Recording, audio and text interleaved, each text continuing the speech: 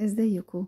تعالوا النهارده نعمل الرز الحلو ده مع بعض. ده مش رز صياديه، لا، ده رز بخلطه كده من الخلطات الجاهزه. جالي سؤال عليها قبل كده ازاي نعمله بالخلطه دي، فتعالوا اقول لكم بعمله ازاي والتركات كلها، ويبقى مفلفل كده ويبقى مظبوط بالظبط مع طعم الخلطه، يبقى قوي فيه من غير ما يبقى معجن او طعمه مختلف. يلا بينا.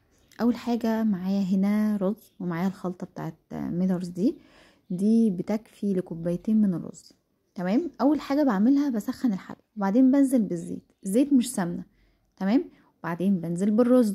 طب ليه بتنزلي بالرز الاول؟ علشان الرز يتغلف بالزيت. ماشي. وزيت، طب ليه زيت مش سمنه؟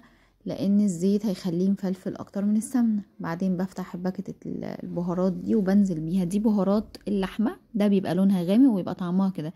طب يا ريت تكتلت كده عشان كنت سايباها في المطبخ، فمن حراره البوتاجاز وكده فتكتلت كده. المهم حطها في التلاجة عادي جدا. فقلبت بقى الخلطه كويس جدا مع الرز بالشكل ده، وبعدين نزلت بالميه السخنه. احنا متفقين قبل كده ان الرز اللي يبقى مفلفل لازم له ميه سخنه. ده بيخليه مفلفل وبيسرع جدا من السوى، ومش بيخليه يلزق في الحله كمان. فبصوا قد ايه فيه مميزات. بسيبه يتشرب وبعدين بغطيه. ده لاي رز عموما. تمام. بيتشرب، بيعمل كده فقاقيع في النص كده بالشكل ده. بوطي خالص واحط الشياطه واسيبه يستوي على مهله.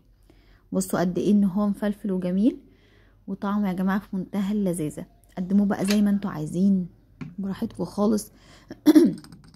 مع كفته اسفه، مع بانيه، مع انا كنت عامله هنا دبابيس بالخلطه اللي هي خلطه التكه. يعني اي حاجه هتمشي معايا.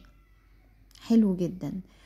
مع لحمه بارده، مع لحمه بصوص. والله العظيم بجد الرز ده خطير ومنجز. يعني فاهمين، لو زهقانين كده من الاكل، فالرز ده هيديكوا طعم مختلف. ومن رز خلطه مصريه معانا، مش مقاطعه ولا حاجه، ان هي تبع شركه قمالة او كميله.